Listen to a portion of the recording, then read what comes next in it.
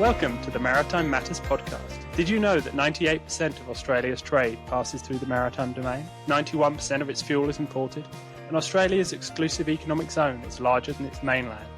It's easy to see that to Australia, maritime matters. Maritime Matters is the podcast where we break down what the week's events mean for Australia's maritime security and the wider Indo-Pacific.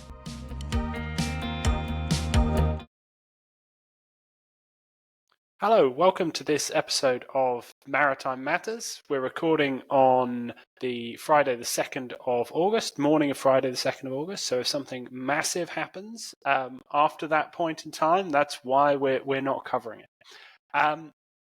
Hi, Jen. It's good to have you back on. And what have you been up to over the past week or so since we last recorded?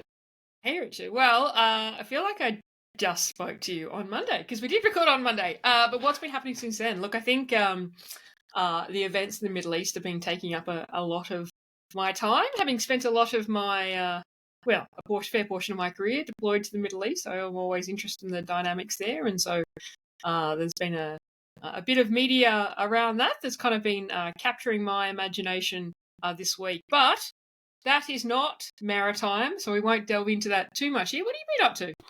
Me, well, as you say, it doesn't feel like it's been very long, but I've been trying to finish off and finalise an article I've got coming out in RUSI. So talking a little bit about the Red Sea, talking about events in the Red Sea and the Black Sea, so we're talking about the Middle East, and then trying to think about what does that kind of mean. I'm interested in what I'm rather pompously describing as the democratization of A2AD technologies.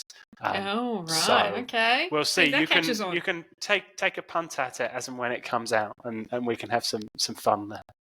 Oh, I will. I hope I don't agree with you. I hope it says send a ship to the Red Sea, though. I'm sure it does. Of course it does. So, Richard, what's been happening in the region this week? So I'm going to start off by talking a little bit about the Quad Foreign Ministers meeting, which took place, statements released on Monday. And this contains lots of the usual kind of, frankly, relatively pro forma statements, but obviously important statements to be making about things like challenges to the rules-based order in the East China Sea, the South China Sea, etc. There's the usual slightly cagey statements about Ukraine. But in terms of maritime specifically, there's a few things to pull out. One of them is a commitment to geographically expand the Indo-Pacific Partnership for Maritime Domain Awareness to the Indian Ocean. And they're looking to sort of put in place measures for the South Asian program, which is based out of one of the wondrous information fusion centers for the Indian Ocean region, which is based in India. I think we might have a chat about MDA in just a second from the look on your face. But I'll carry on. I'll keep on plugging on because the one that I think caught the attention of a number of potentially of our listeners, but certainly of the small niche band of international law of the sea scholars in Australia is a commitment to launch a Quad maritime legal dialogue under the Maritime Security Working Group, looking at sort of building international expertise on law of the sea issues as part of supporting the rules-based maritime order in the Indo-Pacific. So it'll be interesting to see what exactly that means. There was also a statement about the finalisation of Quad humanitarian assistance and disaster relief, so HADR, standard operating procedures. This is obviously something that the Quad nations do a lot of in the region, is quite a maritime-centric activity a lot of the time. Indeed, actually, it's part of the sort of the core origins of the Quad in certain respects. So that I thought was interesting. And sort of connected to, but on the side of this, was the statement by the Australian government that as part of the Quad initiatives, they are launching the Cable Connectivity and Resilience Centre, in which the Australian government's putting in $18 million over 4 years to provide technical assistance, training, that kind of thing, and carrying out research for sort of Indo-Pacific governments. And I think there's quite a lot of that's focused on the Pacific. So a fair bit in there. I'm always slightly skeptical about how much of this is words and how much of this is action, but I'll leave you to take the first pop at this one. Well, look, I guess I'd start by, I think the Quad is a good construct. I do think there's some issues with defining what type of construct it is.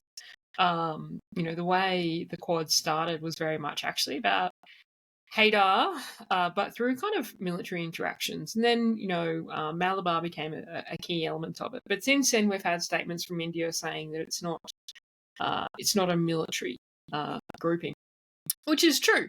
But I think so the Quad's always in search of what it is. And so it has announced a number of projects. Obviously, there's been quite a ramp up of the Quad since about 2020. The Quad actually dates back further than that, but quite a ramp up. So good to see some more announcements out of the Foreign Ministers meeting, and good to see it has a maritime flavour. There is a but, though. Indo-Pacific Maritime Domain Awareness. So I think this is a great idea or a great concept, but I'm not sure that the concept's really been fleshed out well enough. And I would suggest that it should be bolder. Now, that's easier to say than do, especially when you're not in these meetings. And I'm sure there's a lot of national handbrakes on how bold these initiatives can be. But the Indo-Pacific Maritime Domain Awareness project was announced in 2022. It has achieved some things, but the reason I kind of raise my eyebrows is I'm not sure that it's achieved things that would not have already been achieved unilaterally or bilaterally. So, for example, the IPMDA has really been about the provision of RF, so radio frequency satellite data, using Hawkeye 360, which is a commercial satellite company, and providing that or funding that data because we know that it's quite expensive for the Foreign Fisheries Agency based in Solomon Islands. So Australia has paid for that. I did see some recent reporting that Australia and Japan had paid for that, but I'm not sure how truthful that is. But Australia has paid for that at least. The US has funded some of this data to go into the Information Fusion Centre in Singapore.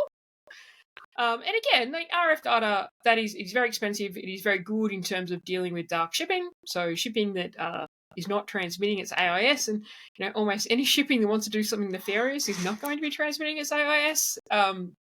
So that's positive. It wasn't really clear what was happening in the Indian Ocean. So I was a little bit surprised to hear the announcement this week that it's now going to expand to the Indian Ocean, because I don't think it was clear in the last 2 years that it in fact was not already incorporated through the Information Fusion Centre in India. I have some challenges with that. That Fusion Centre is based in India, and there are questions about how much that Fusion Centre actually links in with some of the other regional fusion centres, like the ones in Madagascar and the ones in the Seychelles, and how much information is actually shared. So yes, I agree with the concept.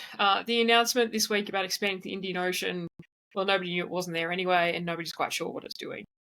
I do think that there is a role for the Quad in MDA, but I think there should be something more about the connection of fusion centres, focus on the sharing of information, but also the establishment of fusion centres in some other places. So not just supporting the core Foreign Fisheries Agency, the Information Fusion Centre in Singapore, and that in India, but also expanding it further and creating more of a network across the Indo-Pacific. Now that's easier said than done, acknowledged.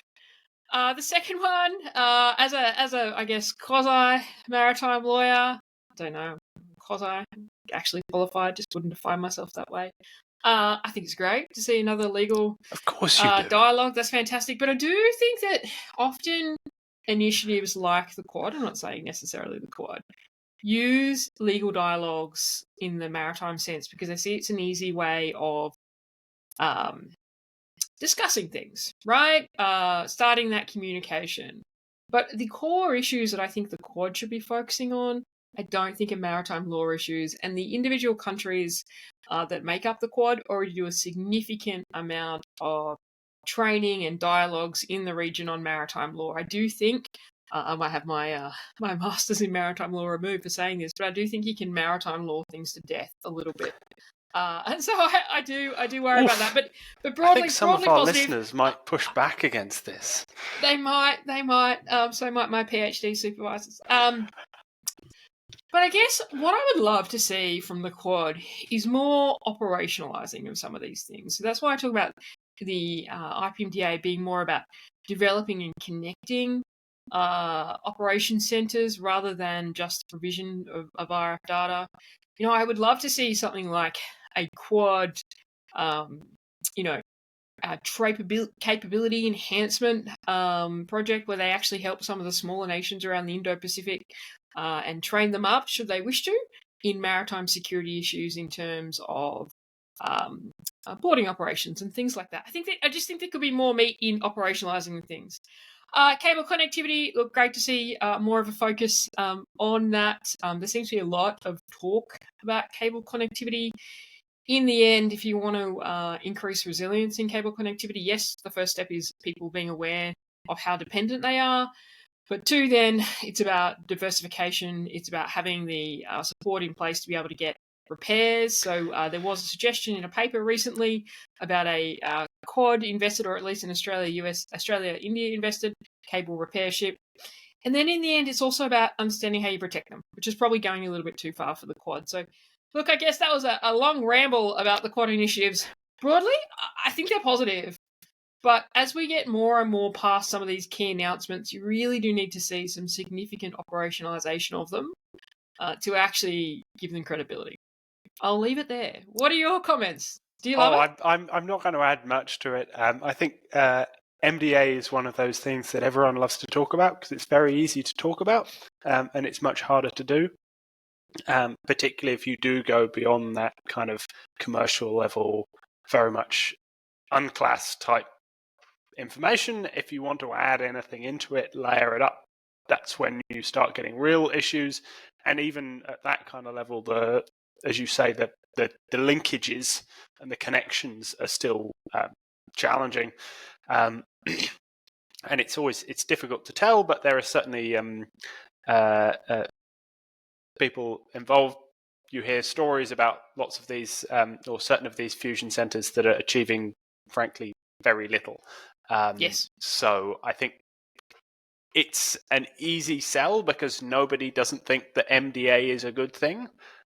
What it actually achieves, I think, is I'm a bit more of a skeptic on. And the legal stuff, I just love prodding the international law of the sea people, right? It's part of my role here. I feel there are so many of them, they're kind of taking over the maritime debate. Anyway, we should move on. What else is happening in the region? We could talk about this forever and everybody would switch off. What else is happening? Look, I think we do need to do a quick shout out. There was a maritime cooperative activity. I desperately hate that name. If the person who came up with that is watching, then I'm judging you. Between the Philippines and the US, which is good to see. What is a maritime cooperative activity? It's an exercise or a passage exercise at best, but for some reason it is now called a maritime cooperative activity. And that name first popped up earlier this year when we actually saw Australia, Japan, I think, the Philippines and the US undertake one in response to, in close proximity to an aggressive action from China in the Philippines Exclusive Economic Zone. I just highlight it because I think, the continued reinforcement and support of the Philippines in the maritime domain, I think, is quite important. The second thing, and I won't linger on it too much, is Pacific Partnership has commenced. Yay. Pacific Partnership is a US humanitarian disaster relief operation. Australia's been contributing to it for a number of years, so it's sent some personnel. I think it's just been in Vanuatu, and it does a lot of kind of medical assistance to the community. I think it's also heading to Vietnam. So a couple of things happening there. I think there was an interesting announcement kind of early in the week, which is worth talking about, which was about the US upgrading their C2 in Japan. Now, this has been talked about for a while in most of the kind of high-level dialogues from the US and the readouts. There's been discussion around upgrading the US command structure in Japan. So the US command structure in Japan, or US Forces Japan, is currently commanded by a 3-star and reports through Indo-PACOM. Now, what the change is not actually clear. There's been a lot of announcement and fanfare about it, but it's not clear in the reporting what's changing. They certainly say that the US Forces Japan will be moving into more of a joint force headquarters, and will be the 3-star at the head of that joint force headquarters will be kind of the equivalent of the Japanese version of a C-Drops, and they'll be working together on issues. So it's meant to aid in the integration of the C2 between the two countries, but it's not an integrated headquarters or a joint headquarters. Sorry, it's a joint headquarters. It's not a coalition headquarters. Certainly, in some of the discussion about it, there's been some talk that the 3-star, because it will still be a 3-star, will have more room to maneuver on operational issues. So a lot of that role is apparently quite an administrative role, and a lot of the operational decisions are made from Indo-PACOM. So there's some talk that this 3-star position will have more ability to put troops to task in the region. And that's kind of acknowledging the amount of decision time that they're necessarily going to have if something kicks off in the region. Will they have the decision time to go back into Indo-PACOM? So look, I think it's interesting. It has been something talked about for a while, how the US will deal with its C2 in Japan, but it's not clear in any of the reportings what's actually changed, because it makes it sound like they've upped the rank of the commander, but when you actually look it up, no, it's still going to be a 3-star. So anyway, any comments on that? Not really. You're far more over this than I am. I do think it is interesting, though, the efforts, and I think you're seeing this across a whole range of things, to sort of deepen and embed lots of these kind of alliance-type relationships.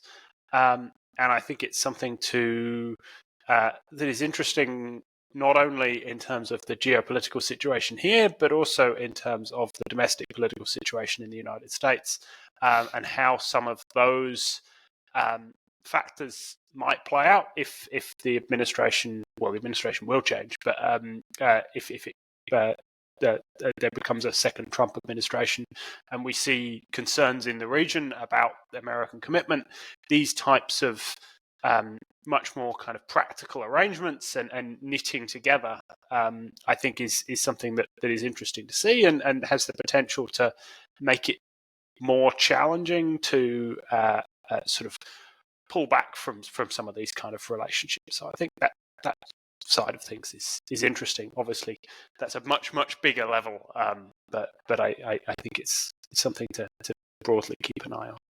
No, that is a really good point. Well, I guess, we've already been talking for quite a while. So I guess moving on to capability, nothing super exciting in the capability space, but a couple of interesting ones. It does seem like we have some Air Force viewers, so we do need to give a shout out to the MQ-4C Triton. Richard, do you want to talk about what's happened this week with respect to that? So as far as I am aware, this is it's now been announced. These have been coming for a very long time. In one respect or another, I was doing a little bit of digging. Australia's first involvement in the project, as far as I can tell, started in 2006, which is quite the time ago now. That's even before the white paper identified we're going to replace the Anzacs.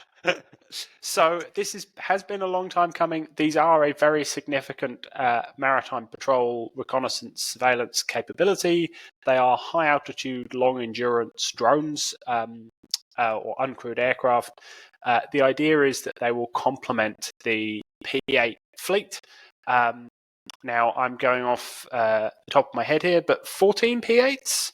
Do you know what's so funny? So it is 14, but if you go to the Air Force website, it says 12. It hasn't been updated, but there are additional 2 acquired. And in fact, almost every... I was looking at this morning, God knows why, I need to get a life. But almost every defence website that exists says that we have 12 P8s, but in fact it is 14. There was an announcement late last year. So 14 P8s, and at the moment there is a commitment for 4 of these Triton UAVs, which will support that. They'll be operated out of Tyndall in the Northern Territory, but crewed out of Edinburgh in South Australia. Crewed?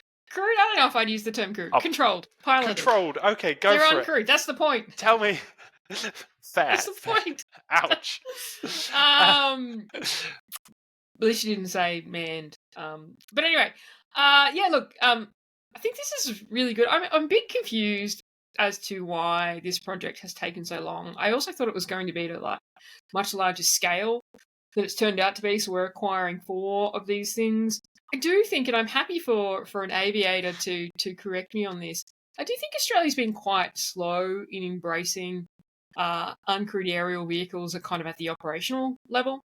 And when I look at things like Maritime Border Command, I think a solution to a lot of their challenges with ISR support is actually going down the UAV point. So we do only have 14 P8s. P8s are very different to the previous P3s we have.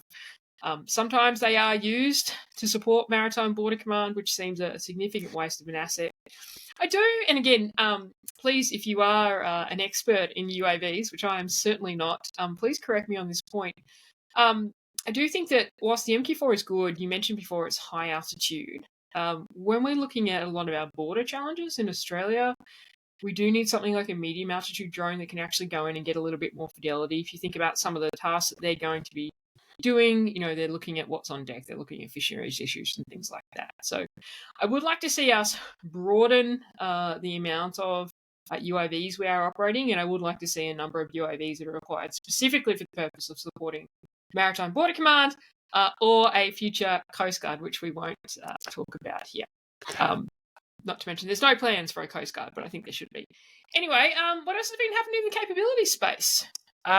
What else has been happening in the capability space? So there was a interesting little snippet about one of the American former ballistic missile submarines, now SSGNs, so guided missile submarines. So 4 of the earliest Ohio-class ballistic missile submarines were converted to guided missile submarines following the end of the Cold War and changes in terms of the US nuclear arsenal. So these carry a large number of Tomahawks. They're incredibly capable in that kind of way.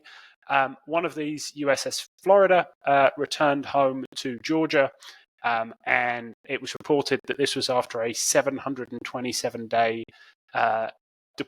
days deployed, covering more than 60,000 miles around the globe. And she has popped up at various occasions during sort of specific flashpoints. I think she was one of the ones who was deployed in the either Eastern Mediterranean or that area immediately after the 7th of October, but that's going off the top of my head now.